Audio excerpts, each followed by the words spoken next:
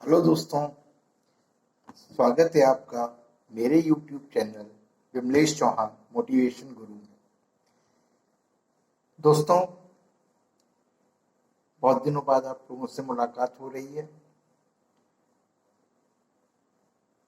तो कोरोना के cases down हो रहे हैं, फिर भी मुझे उम्मीद है कि आप लोगों ने वैक्सीन ले लिया होगा, और अगर नहीं लिया है और अगर आप एलिजिबल हैं तो सबसे इम्पोर्टेंट और सबसे अर्जेंट काम है, आप वैक्सीन लीजिए जाके।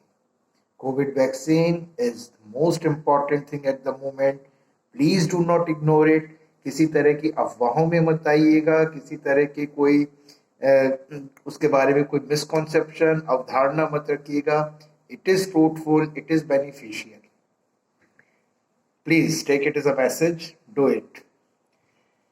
चलिए दोस्तों, आज थॉमस एल्वा एडिसन के बारे में बात करते हैं। नाम तो हम सबने ही सुना है उनका। उनके जीवन से जुड़ी एक छोटा सा प्रसंग है। प्रसंग तो बहुत छोटा सा है, लेकिन वो छोटा सा प्रसंग कहाँ तक एडिसन को कहाँ से कहाँ ले गया। दोस्तों, इस दुनिया में शब्दों की ताकत जो होती है ना, वो बहुत बड़ी होती है। और कई बार हम लोगों को कुछ ऐसा कह देते हैं कि वो अंदर तक टूट जाते हैं, और कई बार लोगों को ऐसा कह देते हैं कि वो माउंट एवरेस्ट पर चढ़ जाते हैं। थॉमस एडिसन की कहानी का भी एक छोटा सा प्रसंग मैं आपको सुना रहा हूं। थॉमस एडिसन जब बचपन में पढ़ाई किया करते थे, एक दिन वो स्कूल से घर पहुंचे और अपनी माँ के पास गए और एक पत्र दिया जो उन्हें उनके प्रिंसिपल ने दिया था। उन्होंने वो पत्र अपनी माँ को दिया और कहा कि माँ, ये लेटर स्कूल के प्रिंसिपल ने दिया है और कहा है कि अपनी माँ को जाकर ये लेटर दे देना।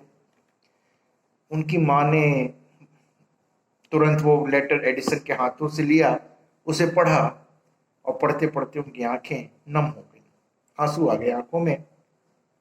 फिर उन्होंने एडिसन को गले लगा लिया। एडिसन ने बड़ी बेसब्री से पूछा कि माँ, इसमें लिखा क्या है, वो तो बताओ। तो माँ ने फिर से उस लेटर को खोला और दोबारा पढ़ने लगी, और जोर जोर से, ताकि एडिसन उसे सुन सके। उन्होंने कहा कि इसमें लिखा है कि थॉमस एडिसन एक बहुत बड़ा जीनियस बच्चा है, बहुत ही कमाल का बच्चा है, सुपर इंटेलिजेंट है, और हमारे यहाँ इसे पढ़ाने के लिए टीचर मौजूद नहीं है।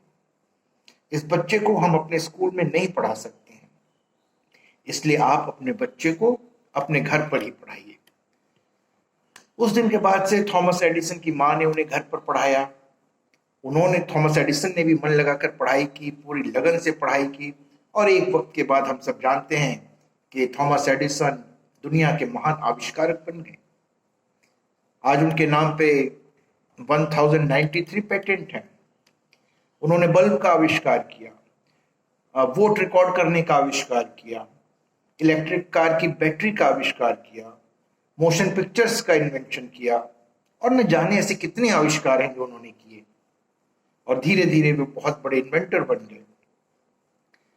खैर, इन सब के बीच उनकी माँ का देहांत हो गया, और एक दिन वो घर की सफाई कर रहे थे तो उन्हें वो पेपर मिला, एक पेपर मिला जो बचपन में उनकी माँ को उनके स्कूल के प्रिंसिपल ने भेजा था। उन्होंने उस पेपर को खोला। उस पेपर में लिखा था कि आपका बेटा दिमाग से कमजोर है, मानसिक रूप से कमजोर है, हम इसे अपने स्कूल में नहीं पढ़ा सकते, आप इसे घर पर ही रखें। और उस दिन एडिसन की आंखों में आंसू आ गए। उन्हें लगा कि उनकी माँ ने कितना बड़ा काम किया है, मेरी सफलता के पीछे मेरी माँ का हाथ है।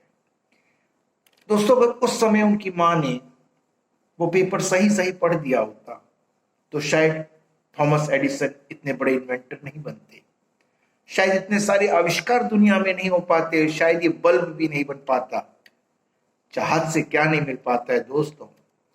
हम कई लोगों को ऐसे शब्द कह देते हैं जिससे वो अंदर तक टूट जाते हैं। उन्हें विश्वास दिलाना चाहिए कि शब्दों में बहुत बड़ी ताकत होती है।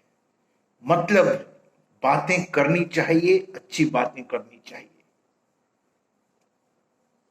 कभी कभी जो सीढ़ियां किसी के लिए ऊपर जाती हैं और वही सीढ़ियां नीचे भी आती हैं। दोस्तों, सब कुछ सोच पर और शब्दों पर निर्भर करता है। कितना बड़ा निर्णय, कितना मैच्योर डिसीजन की मां ने लिया था। क्या वो ये कह देती कि तुम मानसिक रूप से कमजोर हो, तुम्हारे कारण मुझे इतना सुनना पड़ा, कोई स्कूल तुम्हें रखने को तैयार नहीं है? ये भी कह सकती थी, लेकिन उन्होंने पूरी परिपक्वता दिखाई। दोस्तों, इस चीज को हम पेरेंटिंग से भी जोड़ सकते हैं। आज पेरेंट्स को अपने बच्चों को किस तरह से हैंडल करना चाहिए। हमें उन्हें बढ़ावा नहीं देना है, गलत कामों के लिए बढ़ावा नहीं देना है, लेकिन एट द सेम टाइम उन्हें बहुत ही केयरफुली हैंडल करना है। हैंडल विद केयर, आज की जनरेशन हैंडल विद केयर है। दोस्तों, पेरेंटिंग से आप जोड़िए इस चीज को। थॉमस एडिसन के इस इंसिडेंट को उनकी मां ने जिस तरह से हैंडल किया, अगर आप अभिभावक हैं, अगर आप पेरेंट हैं, तो आप सोचिए कि आपको कैसा डिसीजन लेना चाहिए। अपने बच्चों के साथ में हमें कैसे फ्रेंडली रहना चाहिए, किस तरह से उनकी कमियों को, उनकी वीकनेसेस को हम उनकी स्ट्रेंथ बना सकते हैं। Not only the parents, even the teachers in the school, they know the strength and weaknesses of the child and they can work upon it। और जिस तरह से एडिसन की मां ने वो काम किया, वैसे ही आज के पेरेंट्स और आज के टीचर्स को करना चाहिए। दोस्तों, अगर उस समय उनकी मां ने वो डिसीजन नहीं लिया होता, तो मुझे नहीं लगता कि हम इस ट्यूबलाइट या बल्ब के नीचे होते। शब्दों में बहुत बड़ी ताकत होती है दोस्तों।